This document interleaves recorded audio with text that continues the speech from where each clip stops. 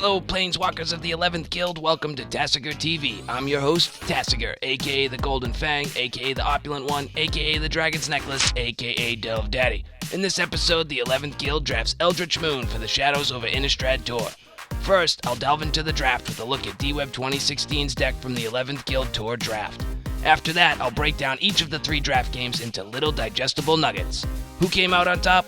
We'll find out. Turn the page, zombie. Let's delve into the 11th Guild by taking a look at DWeb 2016's multiplayer draft deck. Presenting, The Thief is in the Pudding. Pack 1, pick 1. The rare is Sigarda's Aid, and DWeb had zero intentions of taking it. The card is great in the right deck, but committing that early just wasn't in the cards. Instead, it was a Geist of the Archives for DWeb. A Drag Under, Vexing Scuttler, and a Wretched Griff later, DWeb was aiming for a blue Emerge style deck. It never happened. There was almost no Emerge support at any rarity in the second pack, and that was when DWeb began the deck transformation into a more blue-green control deck and less of a beatdown tempo. Pack 2, pick 1 for DWeb was the Identity Thief. DWeb loves that card in multiplayer. You do not have to exile a creature that the defending player controls. You can get any creature on the battlefield. You'll see how DWeb abused that later. The Shadows over Innistrad pack rounded out the deck with a few blue flying creatures, a couple of blue removal spells, and a Kessig Direswine. DWeb was sure he could make the archetype work with the Identity Thief, but as we say, the proof and the thief would be in the pudding. Let's get into the games. Turn the page, zombie. Game 1 was Wedge. The best part about this game, from DWeb's perspective, was that the 2 most aggressive decks in the draft were seated to his left and right. Lavaro had to react to Yoshipod speed, and VJ Laptop had to react to Warlock speed. The situation allowed DWeb to hold defensive spells and build out his battlefield relatively unmolested. Warlock struck first, eliminated VJ Laptop, and ruined DWeb's plan for points. But it came at a cost. Warlock was tapped out, down creatures, and it cost him a few tricks to make the elimination successful.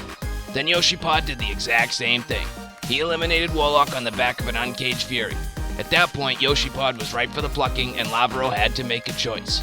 Did he take out Yoshipod and give DWeb the top spot, or did he try to fight DWeb? DWeb had removal in hand, a larger battlefield presence, and a slightly higher life total. I think Lavaro made the right choice. He went for the sure points and scored 4 for the game, only conceding 1 point to DWeb. Game 2 was Arc. The worst part about this game from DWeb's perspective was that the 2 most aggressive decks in the draft were seated to his left and right.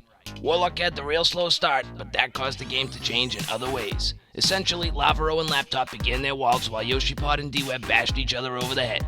It did not take long for Warlock to get into the game, and Laptop had begun gaining life and card advantage over Lavaro. So the initial dueling ceased. Warlock was able to defeat Lavaro in his weakened state. DWeb followed shortly. The lesson here, if you leave the slow developer alone for enough time, they develop what it takes to win. Game 3 was Assassins. No rogue, but attack through. DWeb had Warlock as a target, but Warlock was developing much faster than the game before. Yoshipod and VJ Laptop were also developing quickly. Laptop revealed DWeb as his target and began the attack, but halted when Yoshipod aggroed out against his target Lavaro. When Yoshipod eliminated Lavaro and gained VJ Laptop as his next target, VJ Laptop switched gears and began retaliation strikes against Yoshipod. This gave DWeb a significant advantage. DWeb's attacking Identity Thief was changing into Yoshipod's Mark-Off Crusader and netting him some life as it slammed into Warlock. But the play was nowhere near enough. Warlock was also gaining life off an aura-backed It That Rides As One. DWeb was able to use the life gain he had to drag the game out almost to the last card in the library, but Warlock had enough power and life to pull out the victory on the final turns. So how did the night go for our 11th Guild Planeswalkers? With 2 convincing wins and a few eliminations under his belt, Warlock took the top spot and the right to first pick. A link to the 11th Guild Standard Pool collections in the description below. Warlock chose Thalia with the first overall pick. DWeb took a Selfless Spirit third. That thing goes good in any creature-based white deck. Before I move on, let's take a look at upcoming events. So 11th Guild members, what did you think of The Thief is in the Pudding?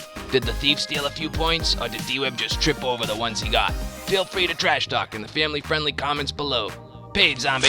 Thanks, peoples. That ends this episode of Tuesday Morning Planeswalker on TasigurTV. Delve into more fun with me next episode as the 11th Guild continues their tour and more. If you enjoyed this episode, please like and share. If you did not enjoy this episode, please dislike and share. Please feel obligated to comment below. Subscribe to stay up to date on the latest from TasigurTV, and I will see you next adventure. Love always, Tasigur.